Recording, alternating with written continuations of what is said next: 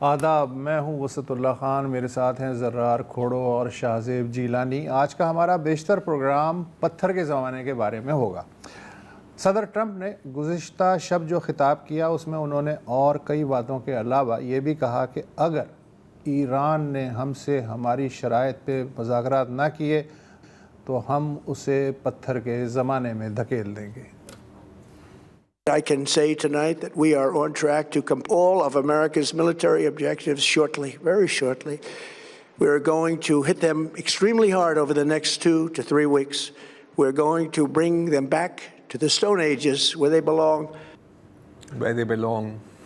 چنانچہ آج بھی ایران پر امریکی اور اسرائیلی فضائیہ نے جم کے بمباری کی۔ اہواز کے خوزستان سٹیل پلانٹ اور اصفہان میں مبارکہ سٹیل پلانٹ کو خاصا نقصان پہنچا ہے۔ یہ جو مبارکہ پلانٹ ہے ملک کا سب سے بڑا سٹیل پلانٹ ہے۔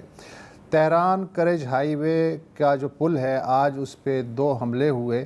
یہ مشرق وسطیٰ میں سب سے اونچا ٹرانسپورٹ کا پل سمجھا جاتا ہے۔ اس کے بعد ایرانی فوج نے خلیجی ریاستوں کے عوام کو مشورہ دیا ہے کہ وہ پل استعمال نہ کریں۔ تہران میں 106 برس پرانے پاسچر میڈیکل ریسرچ انسٹیٹیوٹ کی عمارت بھی منہدم ہو گئی ہے۔ مشہد ایئرپورٹ پہ تیل کے ذخیرے میں آگ لگی ہوئی ہے۔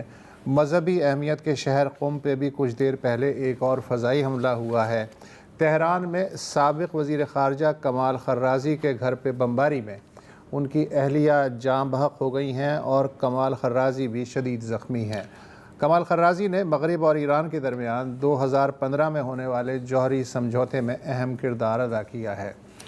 یہاں پر میں ایک چیز کا اضافہ کر دوں کہ ابھی ایرانین آفیشیل جو رپورٹ کر رہے ہیں انونیمسلی وہ یہ ہیں کہ ابھی بھی ان کا ایک کردار تھا ان مذاکرات میں، اور ایرانین آفیشیلز اور جے ڈی وینس، امریکن نائب صدر جے ڈی وینس کے بیچ میں ملاقات کی جو ممکنہ ملاقات تھی اس میں ان کا ایک کردار تھا، اور اسرائیل کو یہ بات پسند نہیں آئی۔ ٹھیک ہے۔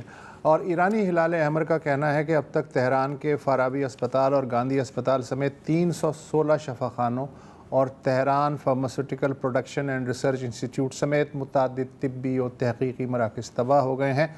گزشتہ دنوں تہران کی 4 انجینئرنگ اور ٹیکنالوجی یونیورسٹیوں کو بھی نشانہ بنایا گیا ہے۔ 32 روز میں 1,13,000 سویلین مقامات پہ حملے ہوئے ہیں۔ ان میں 90,000 گھر، 21,000 کاروباری مراکز، 760 تعلیمی مراکز، 56 میوزیم اور تاریخی یادگاریں شامل ہیں، جبکہ 2,000 شہری اب تک جاں بحق ہو چکے ہیں اور لگ بھگ 26,000 زخمی ہوئے ہیں۔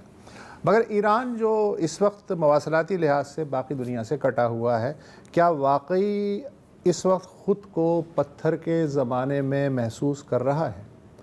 یہ میں نے کچھ دیر پہلے پوچھا تہران 7 برس سے مقیم صحافی جان حسین سے۔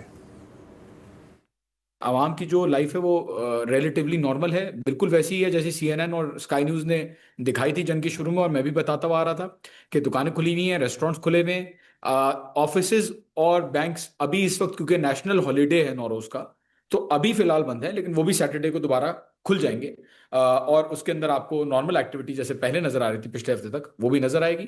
اسکولز جو ہے وہ ہاؤ ایور آن لائن ہو گئے ہیں، کیونکہ اسکولز کے اوپر جو ہے وہ بڑے حملے ہوئے ہیں، اسکولز تباہ ہوئے ہیں پورے ایران کے اندر، تو ظاہر ہے ایک خطرے کی اس میں جو ہے وہ اسکولز کو آن لائن کر دیا گیا ہے۔ باقی تو زندگی نارمل ہے، کوئی اسٹاک پائلنگ نہیں ہے، کوئی مہنگائی جو ہے وہ نہیں ہوئی ہے، انفیکٹ تومان جو ہے وہ یا ریال جو ہے وہ ویلیو میں انکریز کیا ہے، اور تیل بھی ایران جو ہے وہ بیچ رہا ہے 2 گنا برابر اور ڈبل پرائس پہ، تو اس پہ بھی جو ہے وہ اکنامکلی یہ بیلنس کرنے کی کوشش کر رہی ہیں اس کو۔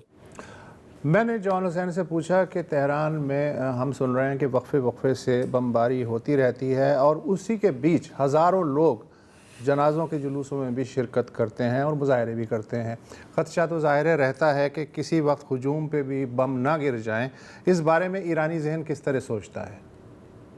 دیکھیں بالکل عوام جو باہر آ رہی ہے، بم کا جو بمباری کا خدشہ ہے وہ تو رہتا ہے کہ بم کبھی بھی گر جائے گا، لیکن خطرہ محسوس لوگ نہیں کرتے۔ آپ دیکھیں کہ جو ریلیاں نکلی تھی شروع میں بھی، آپ لوگوں کے سامنے میڈیا کے سامنے بھی ایک بم ریلی کے اوپر جس طریقے سے سامنے جو گرا تھا، تو لوگ اور آپ کو نظر آ رہا تھا کہ پیچھے ہٹنے کے بجائے لوگ اور زیادہ آگے جا رہے تھے اور جو نعرے ہیں وہ لگا رہے تھے۔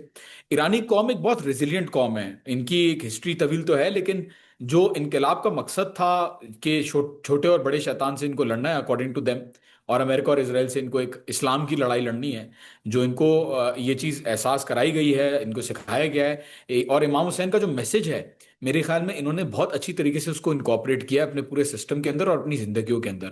اسی لیے آپ کو نظر آتا ہے کہ یہ عوام جو ہے باوجود بمباری کے روز رات کو، میں آپ کو بتاؤں تو میں روز رات کو باہر جاتا ہوں، میں اکثر لائیو بھی دکھاتا ہوں. اب تو میرا فیس بک پروفائل بین کر دی ہے فیس بک نے، ورنہ میں لائیو بھی دکھاتا رہا ہوں باہر جا کے کہ زندگی کس طریقے سے لوگ اپنی جانوں کی بغیر فکر جو ہے وہ باہر ہیں.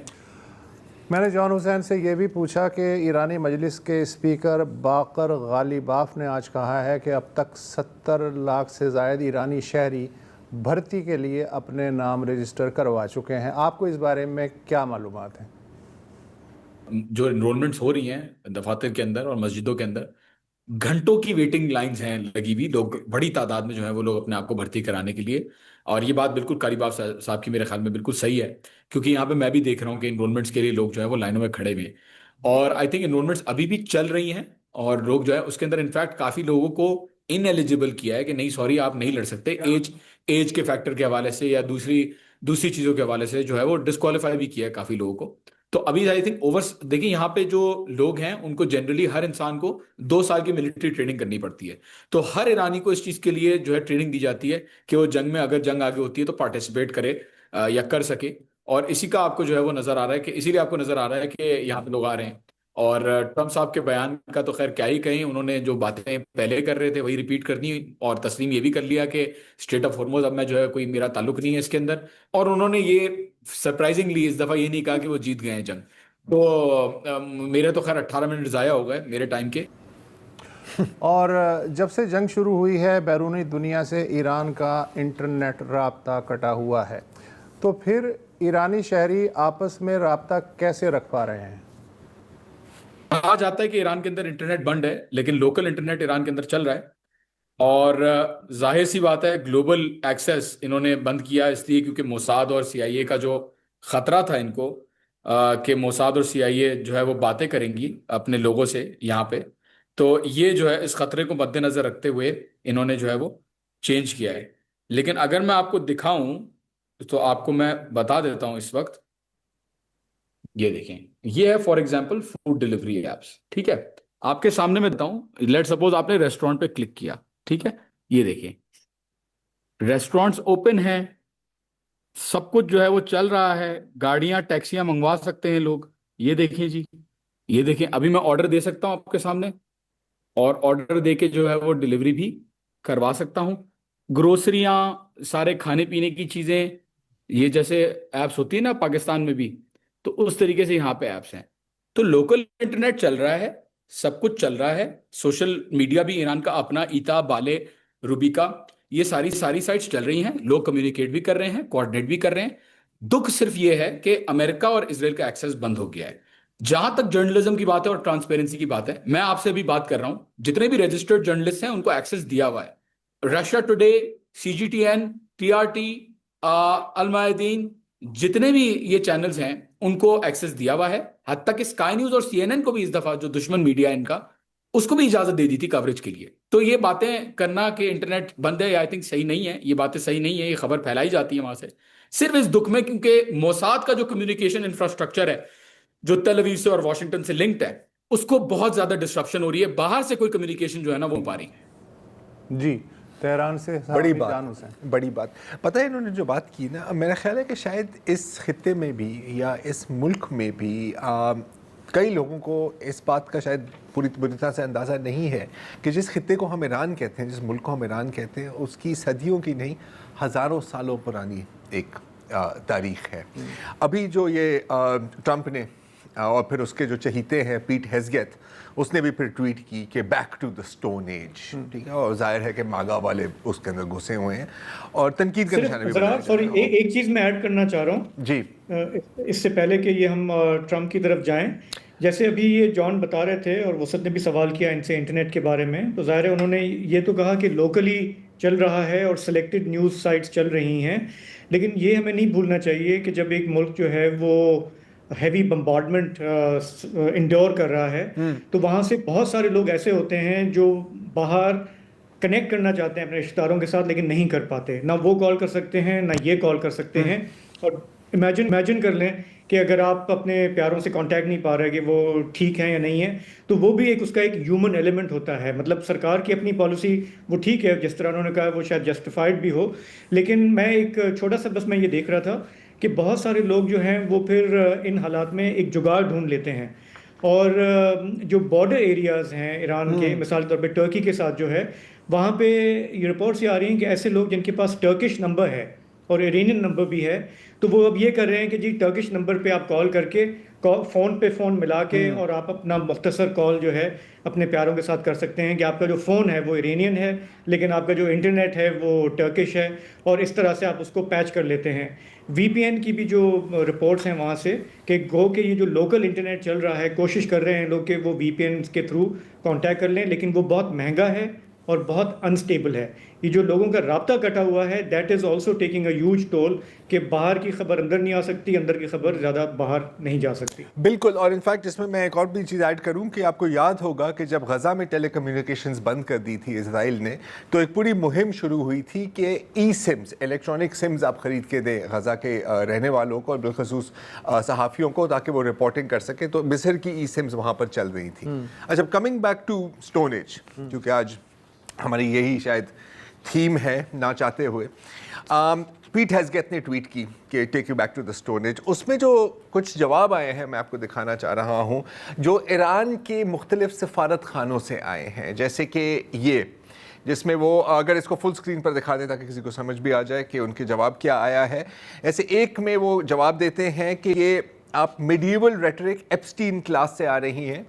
اچھا یہ چلیں پہلے یہ بتا دیتا ہوں کہ پتھر کے زمانے کہ جب آپ لوگ اس وقت غاروں میں آگ جلانے کی کوشش کر رہے تھے, ہم انسانی حقوق کا پورا چارٹر ہم نے سرس, بادشاہ سرس, شہنشاہ سرس کے سلنڈر پر کارو کر دیا تھا. ہم نے سکندر اعظم اور منگولوں کے طوفان بھی جھیلے ہیں, کیونکہ ہم ایک ملک نہیں ہیں, ہم ایک سویلائزیشن ہیں, ہم ایک تہذیب ہیں.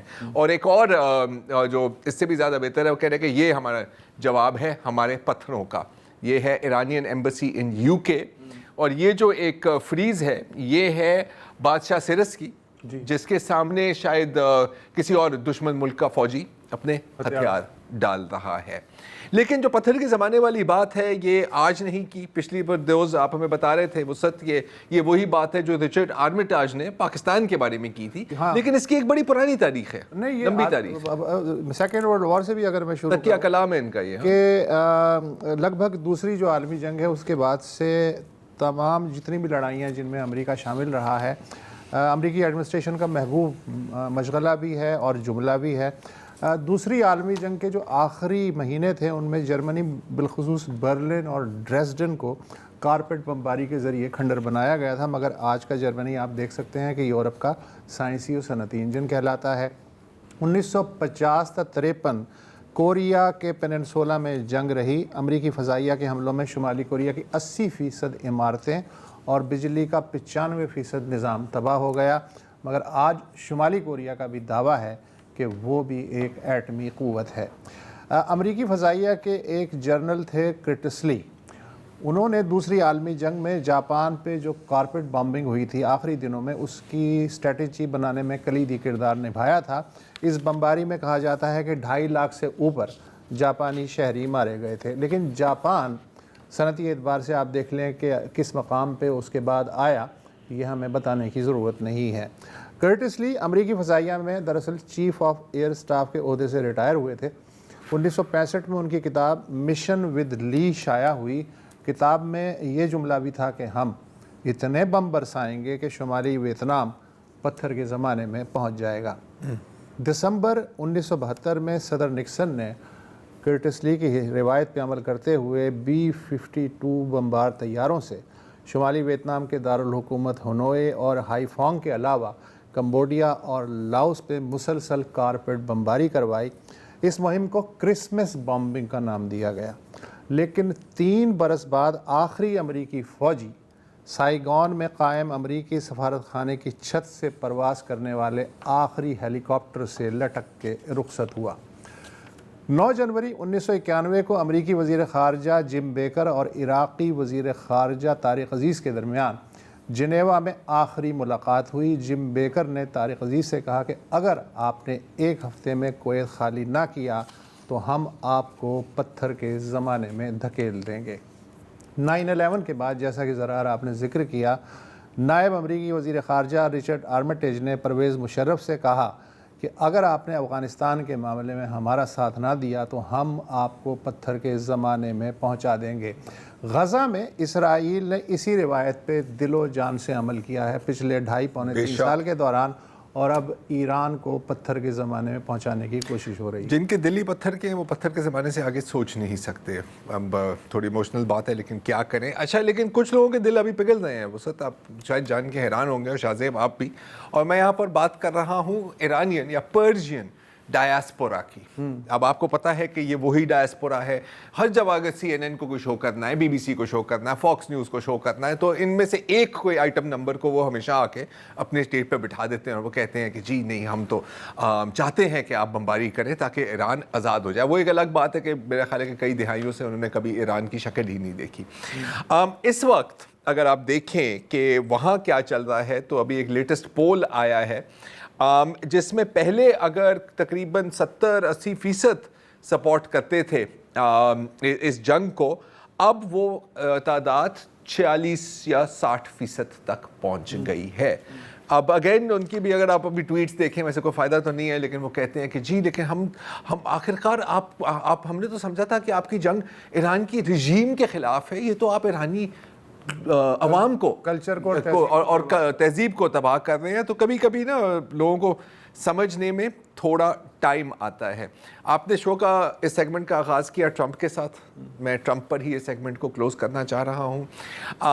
आपको पता है कि 9/11 की आपने अभी फुटेज देखी। हम में से जो उस दौर को याद रखते हैं, जिनकी इतनी उम्र है, हमें याद है कि उसके बाद मेरा ख्याल है कि दुनिया के हर मुसलमान से ये पूछा जाता था कि यार आप मतलब दहशतगर्दी को कंडेम करें, आप ये करें, आप तो हैं ही इंतहा पसंद।